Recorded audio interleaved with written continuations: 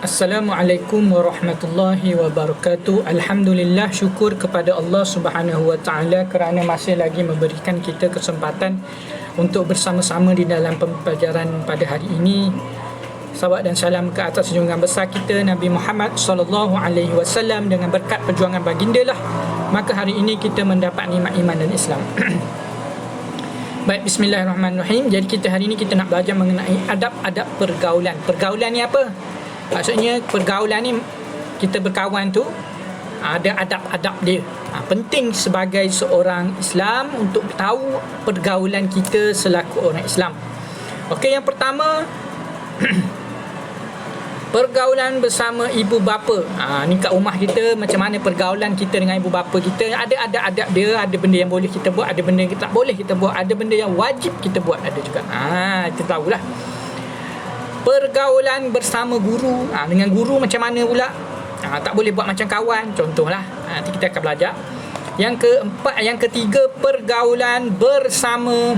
Yang ketiga ni, pergaulan bersama orang alim, maknanya ulama ke, ustaz-ustaz ke, kena beradab, ada cara-cara dia. Pergaulan bersama rakan. Ni sama-sama kawan-kawan. Nanti kat rumah tak boleh lah, sebab mana ada kawan lagi kan. Kat rumah mana ada kawan. Dekat sekolah dia baru kita boleh bergaul tu. Kat rumah boleh lah, kat luar-luar tu kan. Tapi COVID ni tak boleh lah. Okey, pergaulan bersama orang dewasa lah. Dengan orang dewasa macam mana pula? Jadi ini kita nak belajar. Jadi kita pergi yang pertama, pergaulan bersama ibu bapa. Ini sangat-sangatlah penting. Dalam apa-apa pun kita kena bergaul dengan ibu bapa kita dengan ada adab yang betul lah. Okey, ada adab yang betul. Yang pertama, kita tengok gambar ni. Kita tengok gambar. Okey, kita tengok gambar. Di mana gambar dia mesti duduk di belakang. Maknanya yang ni pula sentiasa bersalam. Duduk sebelah ayah. Ni duduk sebelah ayah dia. Yang ni pula kita selalu basuh pinggan. Dan yang ni pula kita bagi hadiah kepada ibu dan bapa kita. Ni baru gambar lah. Kita tengok macam mana huraian dia. Okey, adab-adab ketika bersama ibu bapa. Okey, adab-adab ketika bersama ibu bapa. Jadi yang pertama, memberi ucapan salam. Ni yang penting ni. Okey, kita memberi ucapan salam. Maknanya apa?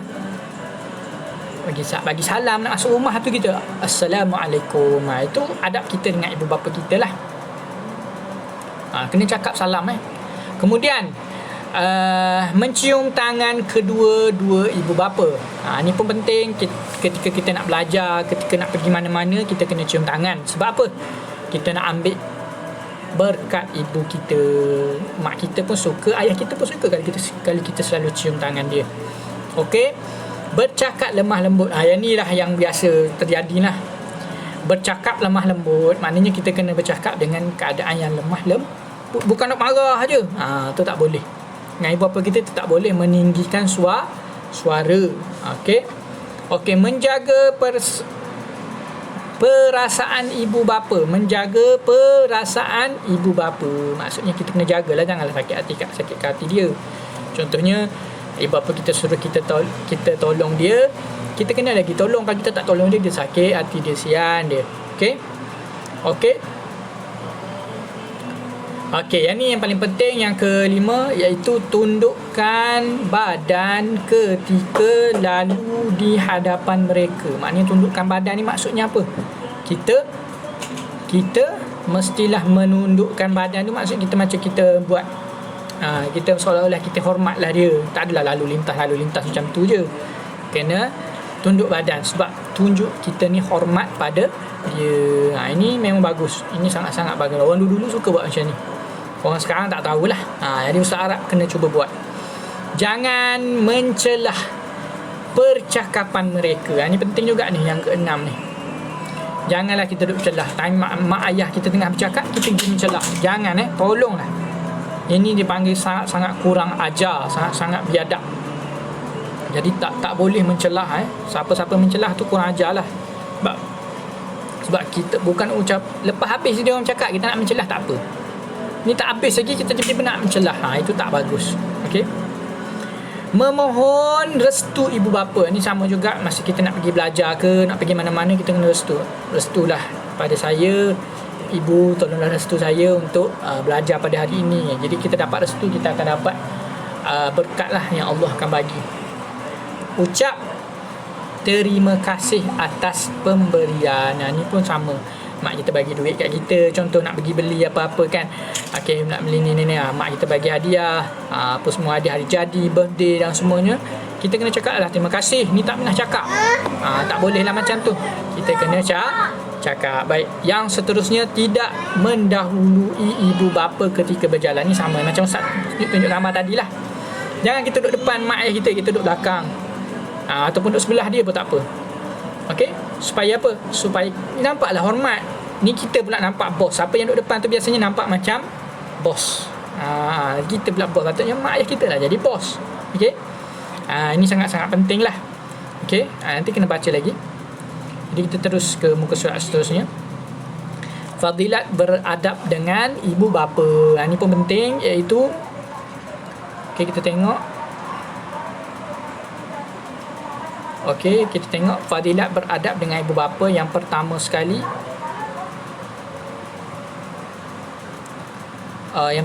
apa? Dikasihi oleh Allah. Okey, dikasihi oleh Allah. Fadilat ni maksudnya kelebihan. Apakah kita dapat? Apa yang kita dapat bila kita buat ni? Iaitu dikasihi oleh Allah SWT. Allah sayanglah pada kita, mendapat rahmat Allah. Dapat rahmat Allah, Allah akan bagi rahmat. Rahmat ni lah yang penting untuk kita masuk syurga sebenarnya. Dengan rahmat Allah kita dapat nikmat-nikmat yang banyak ni. Kita dapat melihat, dapat rahmat. Mana tahu tiba-tiba kita hormat pada ayah, kita dapat senar rahmat dalam hati kita, kita sentiasa tenang. Okey, mendapat kejayaan di dunia dan di akhirat. Ni pun kita dapat masuk syurga, dan di dunia pun kita, mak ayah kita suka kita, jadi kita dapat kejayaan lah. Okey. Okey, ini macam Ustaz sebut tadi, jiwa sentiasa tenang. Memang akan tenang lah dengan mak ayah ni. Memang kita akan tenang je bila kita selalu jaga ni. Doa dikabulkan oleh Allah. Doa diterima lah. Maknanya apa kita doa biasanya terima. Sebab apa? Sebab mak ayah kita doakan kita sebenarnya. Jadikanlah saya seorang yang soleh. Mak ayah kita yang doa sebenarnya, yang memang menyebabkan jadi itulah. Mendapat keredaan Allah. Memang dapat redha Allah lah. Redha ni maksudnya Allah sukalah pada kita. Maksud bukan dia saja suka, maksudnya dia redha dah. Dia dah terima dah apa yang kita buat ni. Itu kita nak. Dikasihi oleh rakan dan kawan. Bila kita beradab dengan ibu bapa, kawan-kawan kita pun tengok, oh bagusnya kawan ni, dia selalu dengar cakap mak dia, selalu dengar cakap ayah dia. Faham tak? Okey, baik. Seterusnya akibat. Kita tengok yang bawah pula. Akibat tidak beradab dengan ibu bapa, dimurkai Allah, maknanya Allah benci, Allah marah. Menjadi anak derhaka. Ni anak derhaka ni masuk neraka. Anak derhaka, kita akan masuk neraka.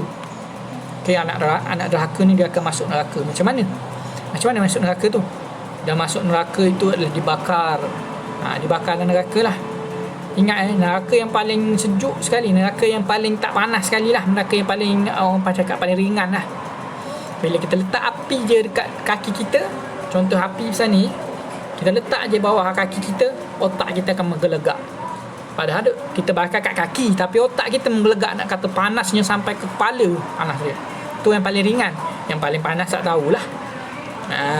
Jadi nak masuk ke neraka, janganlah. Okey, amalan tidak diterima. Memang amalan takkan diterima oleh Allah Subhanahu Wa Taala lah. Sebab kita selalu tak dengar cakap ibu, asyik berlawan dengan ibu. Hidup tidak berkat. Ni pun sama, kita tak berkat, maknanya kejap-kejap gelisah, asyik nak marah orang je. Itu biasanya orang yang anak derhaka. Hati sentiasa gelisah, sama juga, kita gelisah je. Jadi tak tenang. Sebab apa? Sebab kita banyak dosa kepada ibu dan ayah kita. Jadi tolonglah jaga ibu ayah kita dengan baik. Tidak mendapat keredaan Allah. Ini pun sama, Allah tak sukalah, takkan dapat syurga lah. Bahasa mudah dia.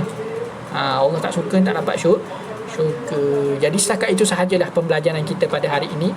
Ustaz harap kena amal lah benda ni. Bila Ustaz sebut ni kena amal. Yang penting dalam akhlak ni bukan latihan tu. Menulis tu memang penting. Tapi yang pentingnya akhlak ni di benda yang kita kena buat. Setakat pandai menulis, okey Ustaz kena sebut setakat pandai menulis, setakat pandai membaca, tapi tak pernah hormat pada ibu bapa, tak guna Nabi tak pandai menulis, Nabi tak pandai membaca, tapi Nabi masuk syurga tak? Masuk syurga. Nak tunjuk pada kita, Allah nak tunjuk pada kita bahawasanya adab akhlak itu penting. Kita dengan dia, benda tu tak perlu ditulis, tapi benda tu perlu dibuat. Itu yang Nabi nak tunjuk pada kita. Benda-benda ni kita kena buat. Jangan belajar saja, tapi buat. Jangan guna alasan ni lah pula kata Nabi tak pandai, Nabi tak pandai menulis, tak pandai membaca, jadi saya tak payahlah. Tak, itu Nabi, kamu lain. Kamu kena membaca. Sebab kamu tak membaca pun dah perangai teruk. Contoh membaca, dah pandai membaca, pandai menulis pun perangai pun tak macam Nabi dah. Nabi tak pandai membaca, tak pandai menulis, tapi dia perangai yang sangat bagus. Akhlaknya terlalu baik, adabnya terlalu bagus. Kita dah pandai menulis lah, tapi adab dengan akhlak tak pandai pun. Adab dengan akhlak sangat-sangat tak biadab lah. Sangat-sangat tak jaga. Jadi bezalah. Beza dengan Nabi. Jangan kita sama dengan Nabi. Sangat berbeza. Jadi apa yang nak tunjukkan Nabi ni adalah sebagai motivasi pada kita sahaja, supaya kita ni berusaha. Okey, Assalamualaikum warahmatullahi wabarakatuh.